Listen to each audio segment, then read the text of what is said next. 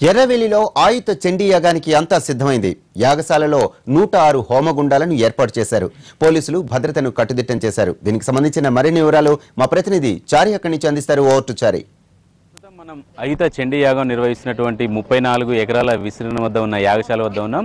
ఆ యాగశాల ప్రధాన ముఖద్వారం వద్ద ఉన్నాం. ఇక్కడ నుంచి యాగశాల లోపలికి వెళ్ళడానికి ఇదే ప్రధాన ముఖద్వారం. సీఎం కేసీఆర్ కుటుంబ సభ్యులంతా ఇటు నుంచే లోపలికి వెళ్ళి అక్కడ యాగశాలలో రేపు ఉదయం 8:10 నుంచి ముహూర్తంగా ఋత్వికులు నిర్ణయించినటువంటి నేపథ్యంలో 8:10 ఆయుధ చండీ యాగానికి సంబంధించినటువంటి పూజా కార్యక్రమాలు ప్రారంభమవుతాయి.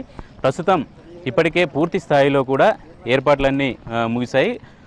యాగశాలలో 106 హోమగుండాలను ఏర్పాటు చేశారు. ఈ హోమగుండాలు 106 హోమగుండాల్లో ఒక్కొక్క హోమగుండం వద్ద 11 మంది ఋత్వికులు హోమాలు నిర్వహిస్తారు.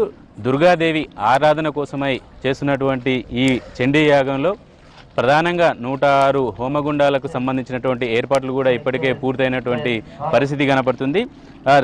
గతంలో చరిత్ర చూస్తే శ్రీరాముడు, దశరథుడు, విక్రమార్కుడు ఇలాంటి చక్రవర్తులు మాత్రమే ఇలాంటి ఆయుధ చండీ యాగాన్ని నిర్వహించినటువంటి పరిస్థితి. అయితే ప్రస్తుతం తెలంగాణ సీఎం కేసీఆర్ ఈ యాగాన్ని నిర్వహిస్తున్నటువంటి నేపథ్యంలో పూర్తి స్థాయిలో అటు పోలీసు బందోబస్తును కూడా పూర్తి స్థాయిలో ఏర్పాటు చేయడంతో పాటు రేపు ఉదయం 8 గంటలకు ఈ యాగం ప్రారంభమవుతుంది. సుమారు 1500 మంది ఋత్వికులు ఈ యాగంలో పాల్గొంటారు. ఒక్కొక్క రోజు జరిగే చండీ యాగంలో జరిగే పూజకు ఒక్కొక్క విశిష్టత ఉందని చెప్పి ఋత్వికులు చెప్తున్నటువంటి పరిస్థితి. ఇక ఇటువైపు చూస్తే ఏదైతే ఈ ఆయుధ చండీ యాగానికి వస్తున్నటువంటి శారదా పీఠానికి చెందినటువంటి ఋత్వికులు కావచ్చు, పీఠాధిపతులు కావచ్చు, వచ్చినప్పుడు వాళ్ళు బస చేయడానికి ఏర్పాటు చేసినటువంటి ఈ ఏర్పాట్లన్నీ వారి బస చేయడానికి ఏర్పాటు చేశారు. ఇక రాష్ట్రపతి కావచ్చు, గవర్నర్ కావచ్చు, ఆంధ్రప్రదేశ్ ముఖ్యమంత్రి కూడా ఈ యాగానికి వస్తున్నటువంటి నేపథ్యంలో వాళ్ళందరూ ఉండటానికి కూడా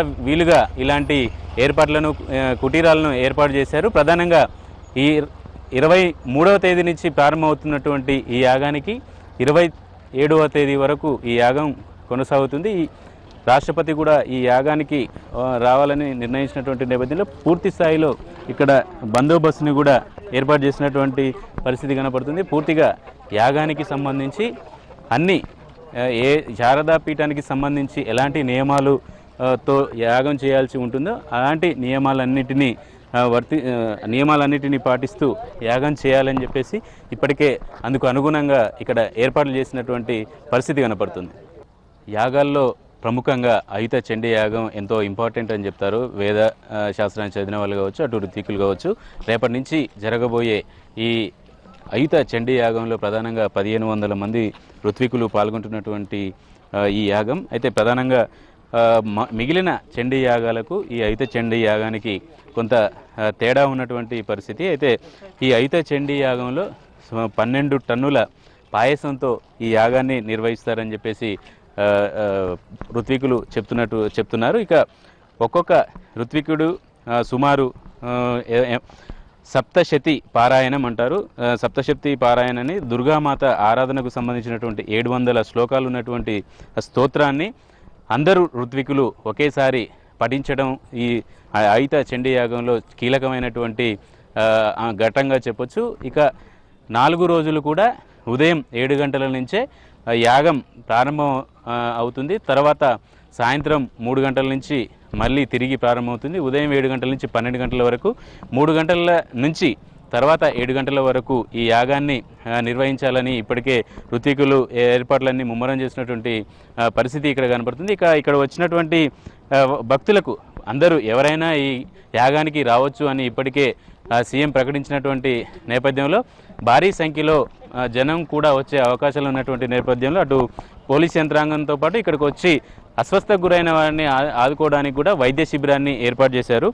ఈ ఆయుధ చండీ యాగానికి వచ్చే ఋత్వికులు కావచ్చు, సమీపంలో ఉన్నటువంటి వేద పాఠశాలకు సంబంధించినటువంటి విద్యార్థులు కావచ్చు, ఇక్కడ వచ్చే ప్రతి ఒక్కరికి కూడా పూర్తి స్థాయిలో ఏర్పాట్లను కూడా పర్యవేక్షించడం, వారికి పూర్తి స్థాయిలో భోజన వసతుల్ని కూడా కల్పించారు. శారదా పీఠానికి సంబంధించి ఎలాంటి నిబంధనలతో అయితే ఇలాంటి యాగం చేయాల్సి ఉంటుందో అన్ని నియమాలకు సంబంధించినటువంటి నియమాలని కూడా వీళ్ళు అనుసరించడానికి వీలుగా ఏర్పాట్లన్నింటినీ చేశారు. వచ్చినటువంటి ఋత్వికులు బస చేయడానికి సపరేట్గా ఒక ఆడిటోరియంలా ఏర్పాటు చేశారు. ఆ తర్వాత వాళ్ళు వచ్చినటువంటి ఋత్వికులు కూడా పూర్తి స్థాయిలో భోజనం చేసిన తర్వాత విశ్రాంతి తీసుకోవడానికి కూడా పూర్తి స్థాయిలో ఇక్కడ ఏర్పాట్లు చేశారు.